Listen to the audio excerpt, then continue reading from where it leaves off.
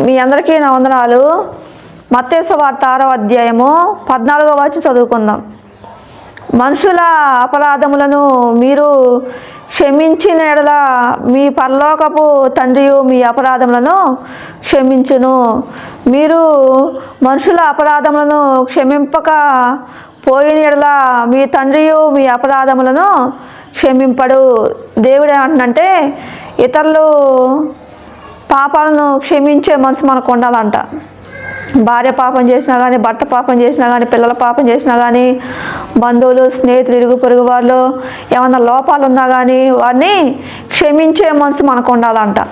మళ్ళీ వారి మీద కోపాలు, కక్షలు, పగలు, ద్వేషాలు ఉన్నట్లయితే, ఇతరులను హెచ్చరిహేళన చేసే మనసు, మనలోని గర్వం, అహంకారం, మనల్ని మనం హెచ్చించుకునే మనసు, మనల్ని మనం పొగుడుకునే మనసు, మనం పరిశుద్ధులు అనేది చెప్పుకునే మనసు, ఇతరులని నీచంగా హీనంగా చూసే మనసు మనలో ఉన్నట్లయితే ఇతరుల పాపాలను క్షమించకుండా ఉండేవారంగా ఉంటాం. ఇతరుల పాపాలను క్షమించలేము, ఇతరుల ఉన్న లోపాలను క్షమించలేము.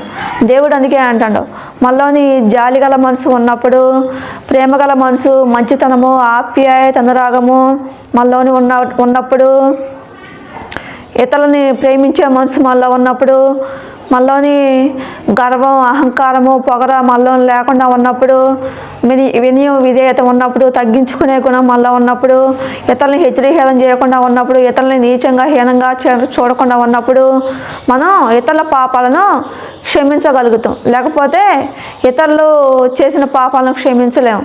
ఇతరుల్లో ఉన్న లోపాలు ఎత్తిపట్టి చూపించి వారిని హెచ్చరిహేళన చేసే వారంగా ఉంటాం, వారిని అవమానపరిచే వారంగా ఉంటాం. మనలోని అందుకే ఇతరులు చేసిన పాపాన్ని, ఇతరులో ఏమైనా లోపాలు ఉన్నా కానీ వారిని క్షమించే మనసు మనం కలిగి ఉండాలి అని చెప్తున్న దేవుడు.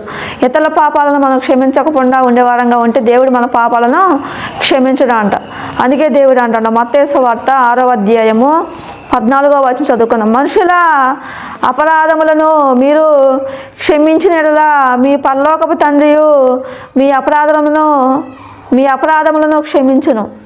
మనుషుల అపరాధములను మీరు క్షమించిన యెడల మీ పరలోక తండ్రియు మీ అపరాధములను క్షమించును. మీరు మనుషుల అపరాధములను క్షమింపకపోయిన యెడల మీ తండ్రియు మీ అపరాధములను క్షమించడు. దేవుడు ఇక్కడ ఏమంటే, భర్తల లోపాలు ఉన్నా కానీ, భార్యల లోపాలు ఉన్నా కానీ, పిల్లల లోపాలు ఉన్నా కానీ, అత్తమామల లోపాలు ఉన్నా కానీ, ఇరుగు పొరుగు వారిలో, బంధువులు, స్నేహితుల లోపాలు ఉన్నా కానీ, ఎవరికైనా లోపాలు ఉంటే క్షమించే మనసు మనం కలిగి ఉండాలంట. క్షమించే మనసు కలిగి ఉన్నప్పుడు దేవుడు మన పాపాలను క్షమించేవాడిగా ఉంటాడంట. లేకపోతే మనం ఇతరుల పట్ల జాలి, దయ, కనికరం లేకుండా ప్రవర్తించే వారంగా ఉంటే, వారి మీద కక్షలో పగలు తీసుకునే వారంగా ఉంటే, వారిని ద్వేషించే వారంగా ఉంటే, వారిని అనేక విధాలుగా హింసించే వారంగా ఉంటే, అనేక విధాలుగా మాటల చేత బాధ పెట్టే వారంగా ఉంటే, కష్టపెట్టే వారంగా ఉంటే, గాయపెట్టే వారంగా ఉంటే, కొట్టే వారంగా ఉంటే, తిట్టే వారంగా ఉంటే దేవుడు మన పాపాలను కూడా దేవుడు క్షమించడంట. ఇతరుల పాపాలను క్షమించినప్పుడు దేవుడు మన పాపాలను క్షమించేవాడుగా ఉంటాడంట. దేవుని ఆత్మ మనలో ఉన్నప్పుడు మనకు ఓర్పు, సహనం ఉంటుంది. ఇతరులు మనల్ని ఏమైనా బాధ పెట్టినా కానీ, కష్టపెట్టినా కానీ, గాయపెట్టినా కానీ, వారు మనల్ని అనేక విధాలుగా ద్వేషించినా కానీ, ఇతరులు మన పాపాలను క్షమించకపోయినా కానీ దేవుడి ఆత్మ మనలో ఉన్నప్పుడు ఓర్పు, సహనం కలిగి జీవించే వారంగా ఉంటాం. వినయ, విధేయత కలిగి జీవించే వారంగా ఉంటాం. దీన మనసు కలిగి జీవించే వారంగా ఉంటాం. అహంకారము, పొగర, గర్వం లేకుండా జీవించే వారంగా ఉంటాం. ఇతరులు నీచంగా, హీనంగా చూడకుండా మనం ఉండే వారంగా ఉంటాం. యేసు ప్రభువు వారు పాపలను క్షమించిండు. పాపాలు చేసేవారిని దేవుడు క్షమించడు. ఆయన పరిశుద్ధుడైనా కానీ, పవిత్రుడైనా కానీ పాపాత్మలను దేవుడు క్షమించేవాడిగా ఉండవు. దేవుడు అందుకే అంటాడు, మనం కూడా యేసు ప్రభువు లాంటి మంచి మనసు కలిగి జీవించినప్పుడు మనం ఇతరుల పాపాలను క్షమించగలుగుతాం. లేకపోతే ఇతరుల పాపాలను క్షమించకుండా వారిని హెచ్చరిహేళన చేసే వారంగా ఉంటాం. గర్వంతో, పొగరుతో మనం మాట్లాడే వారంగా ఉంటాం. ఇతరులని నీచంగా, హీనంగా చూసే వారంగా ఉంటాం. మనం గొప్పలు చెప్పుకునే వారంగా ఉంటాం. మనలో లోపాలు సరి చేసుకోకుండా మనం పరిశుద్ధులు అని చెప్పుకుంటూ ఇతరులను నీచంగా, హీనంగా చూసే వారంగా ఉంటాం. మనం జీవించే వారంగా ఉంటే మనం కూడా అపవిత్రమైన జీవితం జీవిస్తున్నాము అని అర్థం.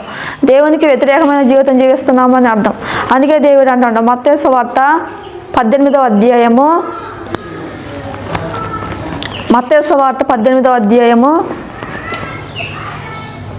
35వ వచనం చదువుకుందాం. మీలో ప్రతి వాడును తన సహోదరుని హృదయపూర్వకముగా క్షమింపని ఎడల నా పరలోక తండ్రియు ఆ ప్రకారమే మీ ఎడల చేయును. ఏంటంట, ఇతరుల పాపాలను మనం క్షమించకుండా ఉన్నట్లయితే, ఇతరుల మీద కక్షలో పగలు తీర్చుకునే వారంగా ఉంటే, ద్వేషాలు పెట్టుకునే వారంగా ఉంటే, కోపాలు పెట్టుకునే వారంగా ఉంటే, వారిని కఠినంగా శిక్షించే వారంగా ఉంటే, వారిని బాధ పెట్టే వారంగా ఉంటే దేవుడు మన పాపాలను క్షమించడంట.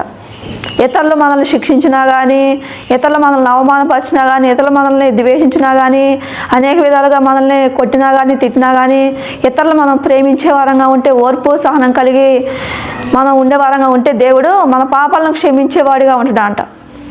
మళ్ళీ మంచి మనసు లేకపోతే ఇతరులు మనం బాధ పెట్టే వారంగా ఉంటాం, ఇతరులని నీచంగా హీనంగా చూసే వారంగా ఉంటాం, కక్షలో పగలు తీసుకునే వారంగా ఉంటాం, ద్వేషాలు పెట్టుకునే వారంగా ఉంటాం, శిక్షించే వారంగా ఉంటాం, చంపే వారంగా ఉంటాం, కొట్టే వారంగా ఉంటాం.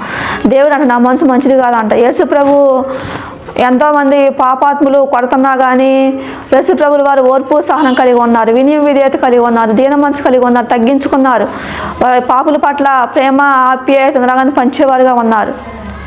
పాపులని శత్రువులను కూడా దేవుడు ప్రేమించేవాడుగా ఉన్నాడు. మనం కూడా అలాంటి మనసు కలిగి ఉన్నప్పుడు దేవుడు మన పాపాలను క్షమించేవాడుగా ఉంటాడు.